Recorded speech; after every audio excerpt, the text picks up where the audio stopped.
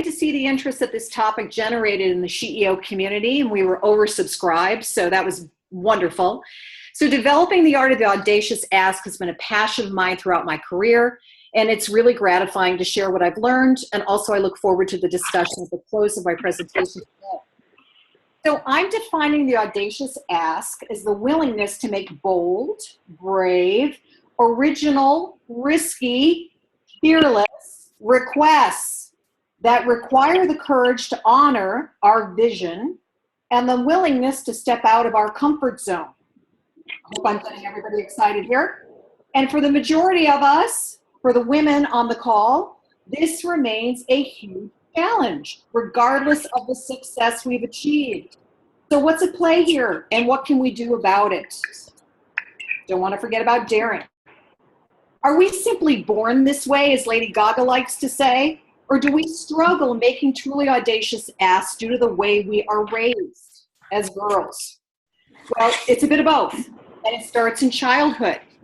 For the past 30 years, Deborah Tannen, professor of linguistics at Georgetown University, has researched the linguistic styles of men and women. And her findings reveal that, indeed, men and women communicate in distinctly different ways. And these communication behaviors start in childhood and continue throughout our professional and personal lives. As early as primary school, girls focus on building relationships by sharing their feelings, developing rapport, avoiding being too directive for fear of coming across as bossy, asking questions of others to demonstrate concern, and seeking consensus as a means for making decisions and building cohesion amongst the group.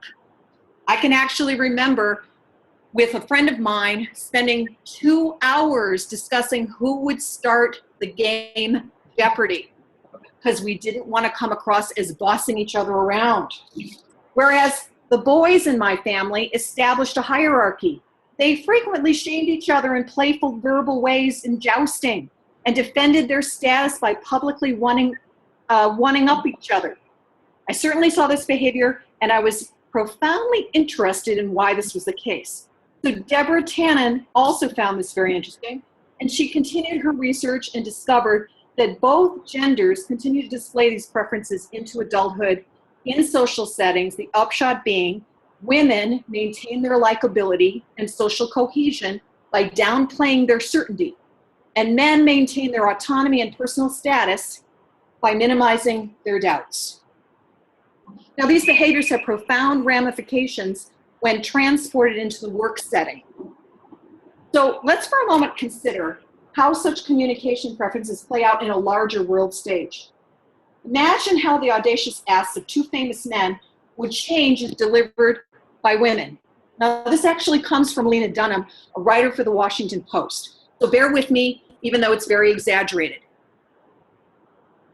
Imagine Roosevelt's commanding request for bravery coming across as, I'm sorry, I kind of have to say this, I kind of feel like I'm rambling a little bit, but let's not be afraid. Or Martin Luther King's electrifying and courageous invitation to engage in a post-racial society. Instead of, well, it's probably crazy of me to say, but, and I'm just brainstorming here, but I kind of have an idea and a vision. It could be pretty amazing, sort of. So what's interesting about this is that in addition to tentative language, women use social media very differently.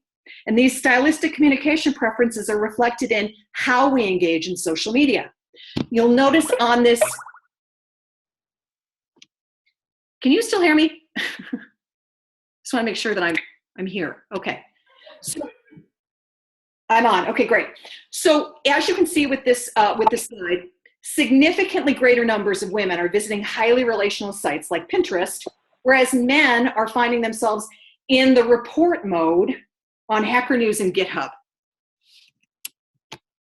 Now, I met Reshma Sojani in New York last year, and I was really impressed with her. She is the founder of Girls Who Code.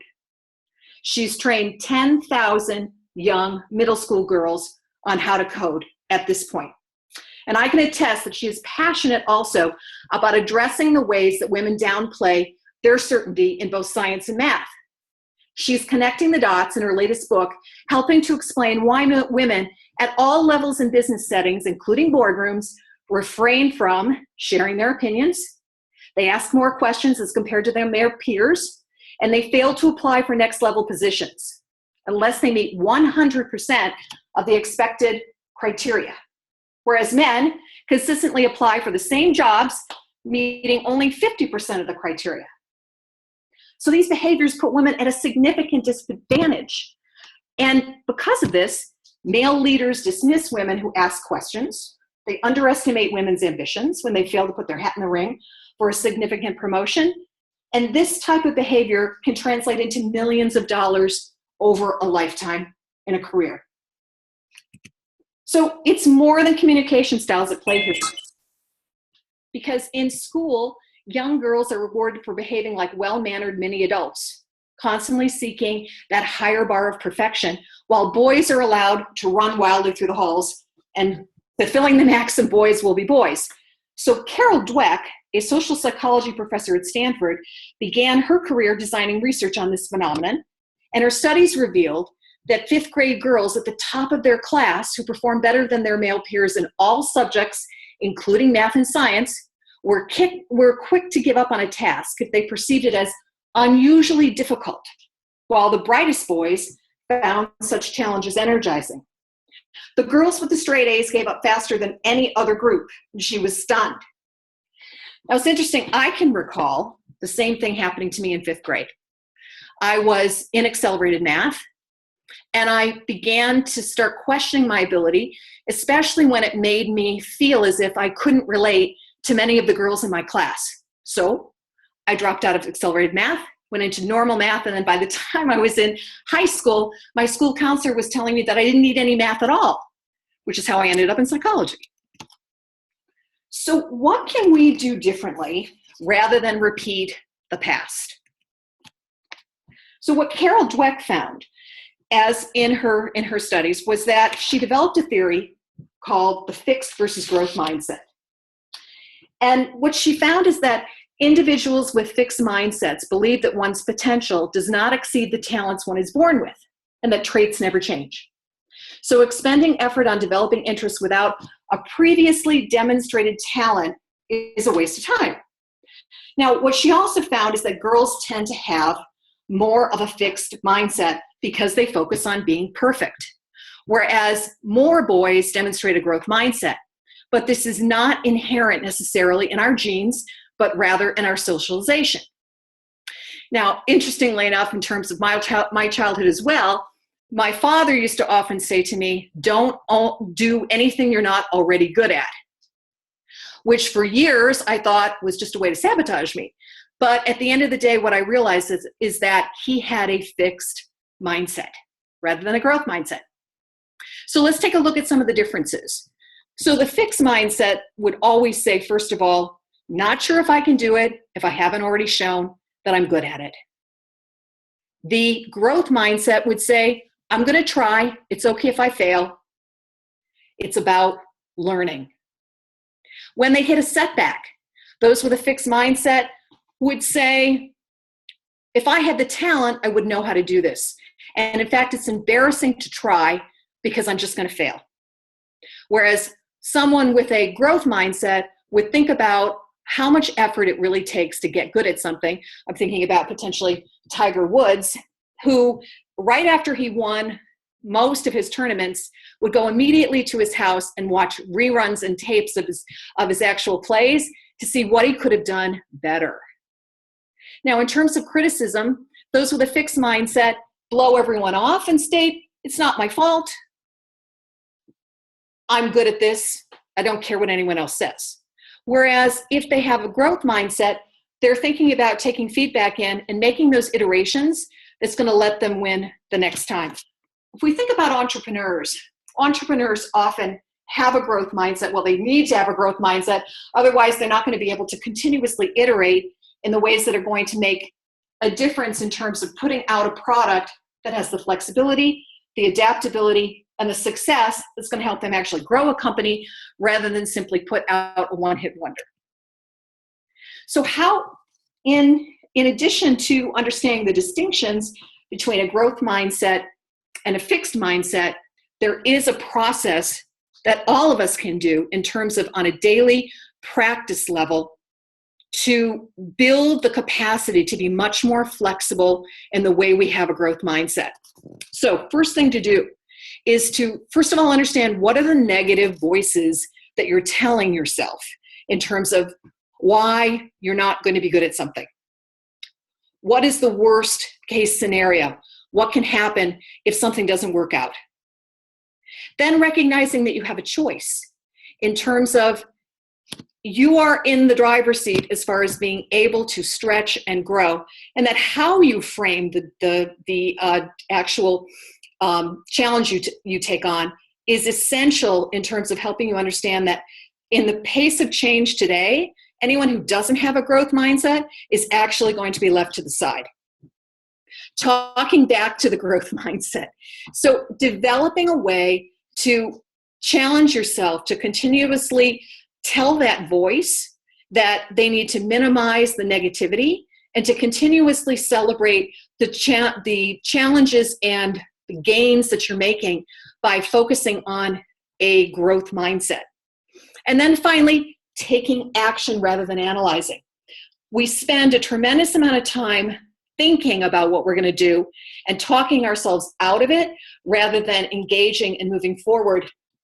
It's interesting. I went to Nepal and decided to river raft down the Ganges. And because I didn't think a lot about it, I probably would have talked myself out of it.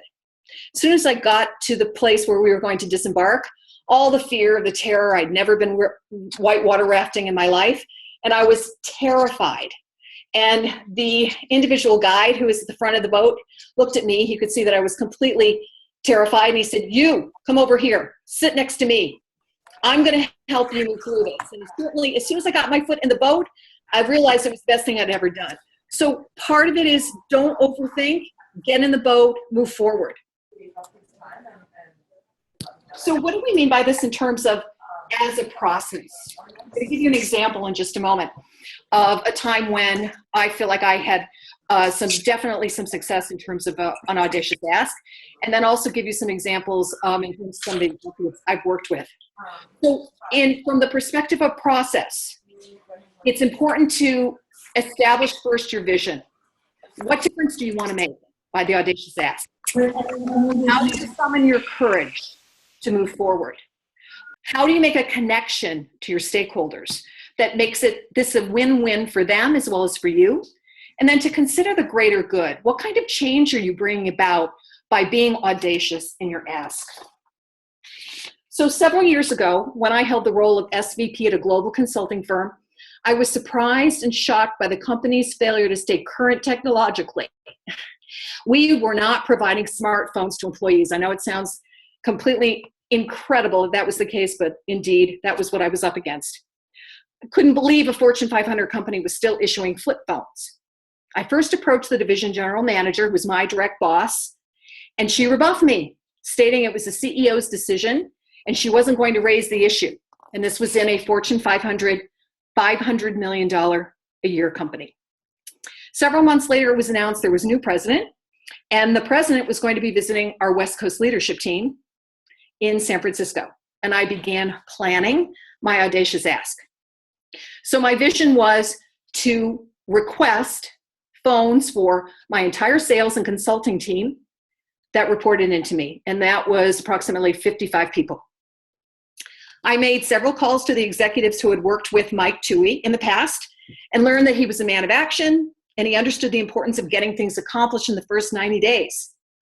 The agenda for our meeting was created by my boss, and I knew that based on prior feedback, the smartphones were not going to be on the agenda. At the close of the actual meeting, Mike asked if there were additional items to discuss that had not made it on the agenda, and I, being ready, immediately mentioned the need to provide smartphones for the consulting and sales team, given their client-facing roles. And he looked really surprised. No one had told him about the smartphone issue. He took out his smartphone and started taking notes. So I immediately launched into a vision of how important it was for the sales and consulting team to respond in real time to our clients' requests I mentioned the number of deals we had lost due to the slow response time and the impact on our brand. I also mentioned that according to my research, if we were enabled with smartphones, the consulting team would close at least 25% more deals. Mike nodded his head and he promised to follow up. And my boss glowered at me. 2 days later on Sunday morning, I received a BlackBerry, FedEx directly to my house, followed by an email that went out to all the employees at the company that the president, Mike Toohey, had authorized a smartphone for every employee globally. That's 3,000 smartphones. A year later, I moved into a global leadership role, working closely with the president and the CEO of our parent company. So in addition to the story that I just mentioned, I'm pleased to share that we're focusing in on Audacious Asks with our CEO Ventures. And at the retreat, we began our discussion and our practice of what it means to have focus in on Audacious Asks. Now, this is some of the lessons that they've learned in the last couple months. And what that looks like is they came into the actual offsite, and I found this actually fascinating. Every single one of the ventures, even though they had been selected out of hundreds of other candidates, felt that they were imposters. They were amazed that they were there. They didn't necessarily feel deserving. And they were thinking more about from the perspective of the fixed mindset. By the end of the 2 days, we were moving definitely more towards a growth mindset. And in the last several months, what they've learned is first, understand your unconscious voice in terms of what is inhibiting you from making that audacious ask.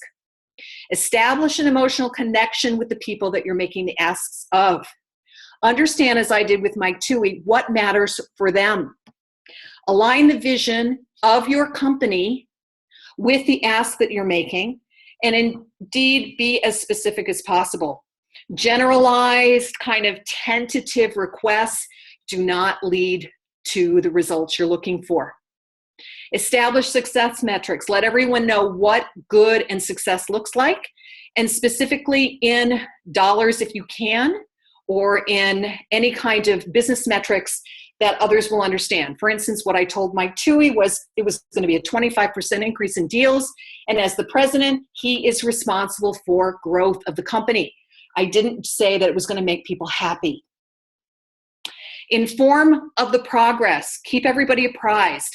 Put on your calendar time to create those emails, to send out, to keep everyone aware of the wins and of the challenges. Take a moment to receive the feedback. Let's not be so precious in terms of our fixed mindset or desire to be perfect that we're not able to hear about how we really come across to others in terms of how we're running our company, how we're behaving in our work life, how we could be better executives and leaders. And even more important, express gratitude for what it is that they've provided. And also to remember that we're creating reciprocity. So I love when Carol Bartz, the former CEO of Autodesk, liked to say, giving is receiving. And that is the same for anyone who's helping us deliver an audacious response, which is that they're growing as much as we are if we have the courage to actually ask for more than what we think is even we're capable of. And finally, share the lessons learned. And I really love, in closing, this quote by Sherry Cooper, former chief economist, Bank of Montreal, is that when we're actually making audacious asks, we are modeling for the next generation that they can dream big and they have role models to look to actually know that it's possible. So I'm going to turn it over now to Latifa. Yep, thank you so much, Loren, for that talk. That was really inspiring. So right now we're going to move on to Q&A session with Loren. So like I mentioned near the beginning of the webinar, you feel free to either type your question in the chat or use the raise hand function, and I will unmute your audio so that you can ask Loren your question directly. So yeah, do we have any questions from the audience?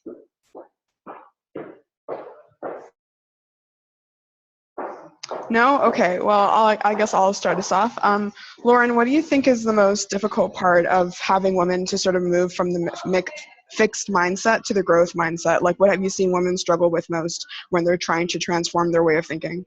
It's a great question. I think it's the fear that they will be punished. So for instance, many executive women that I speak with say that they're afraid if they ask for a promotion, and this is all the way up through board members, including Christine Lagarde, who's the head of the IMF, and I mean, women like Madeleine Albright, who are just rock stars in their own right. Many of them have shared with their executive coaches, and then executives I've worked with have said that they are concerned that, if, based on childhood, that they will be coming across as bossy, as entitled, as unfeminine, and therefore not actually be booted off the team. Now, these aren't rational thoughts, but they're fears, and we understand why, because there are times when that happens. But actually, the research shows that women who do request and unfortunately this is still true, a feminine way, which means maybe a little bit more softer language on what they need in terms of promotions, are promoted at a 1.5 times faster than women who just, who actually don't ask. So I think it's incumbent upon us to trust that we can begin to move the meter on some of this social stereotyping, but it's going to take courage. Awesome. Thank you for that. Madeline has a question. She says, I am trying to reconcile my thinking talents with the growth mindset. How do we embrace our strength without selling ourselves short or risking less in situations when we do not feel as confident? Okay, another great question. So again, I think it's important to use your rational mind to determine what the risks are. I wouldn't suggest to anyone to create an audacious move that would potentially be career limiting, for instance, right? I mean, I think we always need to consider what is what's the context that we're moving towards. But I would go back to that, back to the process and consider, is the voice that's telling you that this is not a good idea, or is it a typical fear that you have? How much of that is real and how much of that is imagined? And I think that takes time to really understand the validity of our fear voices, and then to begin to take small steps towards a greater vision and look at the feedback that we get. I think sometimes we're really surprised. For instance, I thought, honestly, I would be fired when I managed to impress Mike Toohey to provide cell phones to everyone in the company. I thought that my manager was going to fire me on that, but actually what she did was she witnessed what an audacious ask looked like, and it actually empowered her to do the same. Awesome. Thank you so much. We have another question. Do women of different cultural backgrounds or ranking within the family, firstborn, for example, make a difference as far as courage to ask is concerned? Yes, I think that some of the research does show that the firstborn tends to have more willingness to make those audacious asks, often because they are expected to be the ones that are the achievers. I think there are cultural differences. There's a lot of opportunity for research in this area, frankly. Unfortunately, I found the majority of some of the cutting edge research has been done in the West, in Canada and the US, and some of those universities. And I think that we have a significant opportunity to understand from a cultural perspective what audacious asks look like in other countries and other cultures other than in the US or Canada. We have a question from Alana. Are you familiar with the Benjamin Franklin effect? A person who has performed a favor for someone is more likely to do another favor for that person than they would be if they had received a favor from that person. I've seen this in practice as an interesting way to ask radically. I think that's a great idea. And no, I haven't seen the Benjamin Franklin effect, so thank you for that. I'll start researching and including that into the next talk we do on Audacious Asks. I think that actually gets to my last point around reciprocity. So part of when I was talking about reciprocity, I was thinking, what's the win for that individual?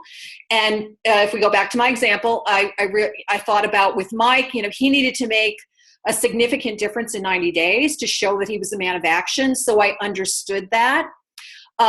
In some ways, you could actually stretch this a bit and say that I did practice the Benjamin Franklin effect because I gave him an opportunity through my Audacious Ask to actually provide an opportunity for him to shine. And now it would have been different if he just decided not to take action. But through bringing up the topic, I was able to pinpoint and be very specific about a huge impact that he could make that no one had told him about. So in some ways, if you think about it, our Audacious Ask is we've done our research beforehand and we understand what a win is for those other individuals, could be considered a gift.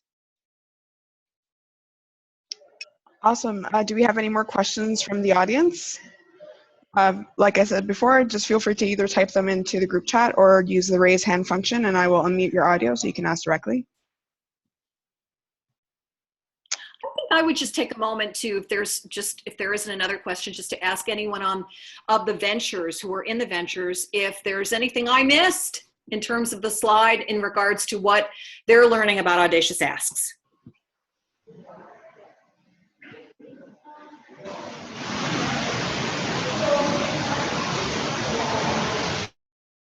No, sounds like not at the top of mind. Okay.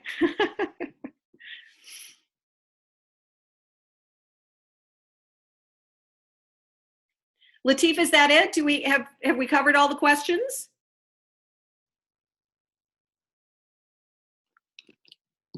Okay, it sounds like I was just bumped off. Hi, sorry, we have a few more questions. Oh, okay, great. Good. Okay. I think so. I have one person saying, I think it's always important to ask. The worst thing that can happen is you would always get the worst thing that can happen is you would get no for an answer. I have Suzanne asking, one thing you taught me is a reframe. And then I have a question from Tori asking, is it easier or more effective to help young girls shift from a fixed to growth mindsets, or can we do this at any age? Oh, we can do this at any age. Yes. In fact, I think that it can be challenging for young girls as well in terms of tweens. And I think there's a lot more research to understand this. There could be an element of biology in here. Unfortunately, we don't have enough data. Certainly, there's Dr. Amen is working on the female brain. Some people feel that he's not quite a neuroscientist, and so we don't necessarily should trust him, but he has written a book on the female brain. There's also a book called The Confidence Code, which focuses in mainly on adult women and specifically world leaders and how that they've built their confidence. So you may consider reading that. I thought it was a good read. Sheryl Sandberg was the editor. I'm an optimist by, my heart's in optimism, and I'm trying to develop my growth mindset. So I think at any moment in time, whoever we work with, the girls at any age, can begin to start utilizing and developing their growth mindset. I would not say it's harder as we get older. It just simply takes maybe more commitment, but it takes courage at any age. And examples. So one thing I would share is that I think the more that women start practicing growth mindset, the easier it's going to be for the girls that are coming up. We have Alana saying, I've just learned the value of real numbers and metrics, holding people accountable. That was very helpful in starting to ask radically of my team. We have another one saying, it is important to have good, strong role models in order for women to be able to have a confidence ask, especially in some male-dominated areas. I have Suzanne saying, just as an anecdote, my son's grade 2 class is watching a series of videos about adopting a growth versus fixed mindset. So yes, possible and necessary at every age. Yeah, so those are comments from our audience. Do we have any more questions? No? Awesome. Okay, thank you, Loren, again for this amazing talk. This talk has been recorded.